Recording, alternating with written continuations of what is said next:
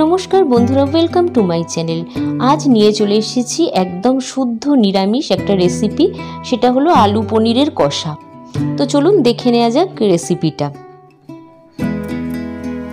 आमी एखाने मोटामुटी 200-250 पनीर निये निয়েছি আর এরকম সাইজ করে আলু কেটে নিয়েছি। এবারে চলে যাচ্ছি গ্যাসে। গ্যাস আমি জ্বালিয়ে নিলাম, আমি কড়াই বসিয়ে দিলাম আর দিয়ে দিলাম কড়াইতে পরিমাণ মতো সাদা তেল পনিরটা ভাজার জন্য।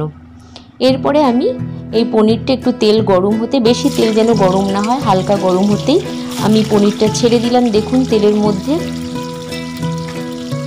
আর পনিরটা ছেড়ে দেওয়ার পর আমি একটু নাড়াচাড়া মানে খুব হালকা হাতে এটাকে নাড়তে হবে। তারপর আমি দিয়ে দিলাম সামান্য নুন বা লবণ আর সামান্য গুঁড়ো হলুদ। এরপরে আমি আবার এটাকে নাড়াচাড়া করে একটু লালচে করে আমি এটাকে নামিয়ে নেব। তা মোটামুটি একটু উল্টে পাল্টে আমি ভাজতে শুরু করলাম। আর আমি করে নিয়েছি উষ্ণ জল। উষ্ণ জলের মধ্যে একটু লবণ দিয়ে দিয়েছি।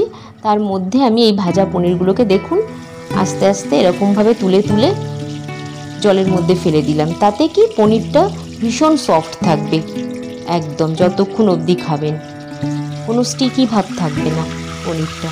এটাকে একটু ডুবিয়ে ডুবিয়ে দেবেন। তারপরে আমি ওই তেলের মধ্যেই দিয়ে দিলাম দুটো তেজপাতা আর জিরে। এরপরে আমি যেগুলো ডুমো ডুমো করে আলু কেটে রেখে দিয়েছি সেগুলো দিয়ে দিলাম। এইবারে আমি সম্পূর্ণ আলুটা দিয়ে নাড়তে শুরু করলাম যতক্ষণ না আলুটা একটু লালচে রং হয়ে আসে।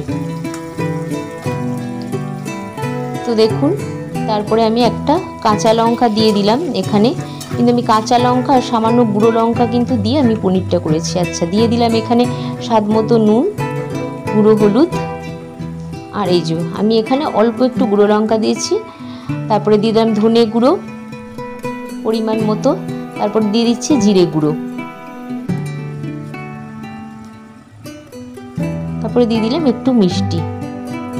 তারপরে আমি একটু সস দিলাম যাতে রসা রসা কষা কষা ব্যাপারটা আসে, সেই জন্যই আমি গুঁড়ো লঙ্কার সসটা ব্যবহার করেছি।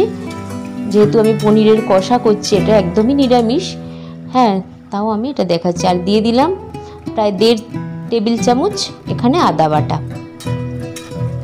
দিয়ে আমি এটাকে কষাতে শুরু করলাম যতক্ষণ না এর থেকে ভালো করে তেল ছেড়ে আসে। তো দেখুন মোটামুটি তেল ছেড়ে এসছে। আমি অল্প আরেকটু জল দিয়ে এটাকে আরেকটু কষাতে শুরু করলাম। একদম কষে কষে এসছে, আবারও তেল ছেড়ে দিয়েছে। তো পুরো জলটাই আমি উষ্ণ জল করে আমি রেখেছিলাম, উষ্ণ গরম জল আমি দিয়ে এটাকে ঢাকা দিয়ে দিলাম। এরপরে কিছু মিনিট পরে আমি ঢাকনাটা খুলে দেখলাম যে আমার আলুগুলো সেদ্ধ মোটামুটি অনেকটাই সেদ্ধ এসছে। তো আমি যেহেতু এটার মানে কষা বানাবো, পুরোপুরি কষা না, একটু গ্রেভি গ্রেভি থাকবে সেরকম দেখে আমি নামাবো।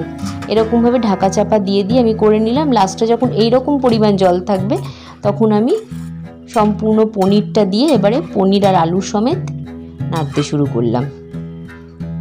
তো দেখুন, আর এখানে শেষে দিয়ে দিলাম একটু ঘি। আপনারা গরম মশলাও দিতে পারেন, আমি এটা দিইনি, যদিও স্কিপ করেছি আমি গরম মশলা। এবারে চাপা দিয়ে আমি স্ট্যান্ডিং টাইমে দিয়ে রাখলাম। তো হয়ে গেল আমার এইভাবে একদম আলু পনিরের কষা। তো বন্ধুরা এরকম আরও নানান ধরনের ভালো ভালো রেসিপি পেতে আমার চ্যানেলটাকে অবশ্যই সাবস্ক্রাইব করবেন, আমার পাশে থাকবেন। এবং এই একই নামে আমার একটা ফেসবুক পেজও আছে, আপনারা প্লিজ অবশ্যই ফেসবুক পেজটাকে ফলো করবেন। আর আমার এই চ্যানেলটিতে আরও নানা ধরনের ভ্লগিংও আছে, আপনারা দেখবেন। আজ এই অবধি, কেমন লাগলো কমেন্টে জানাতে ভুলবেন না। আপনারা সবাই ভালো থাকবেন, সুস্থ থাকবেন।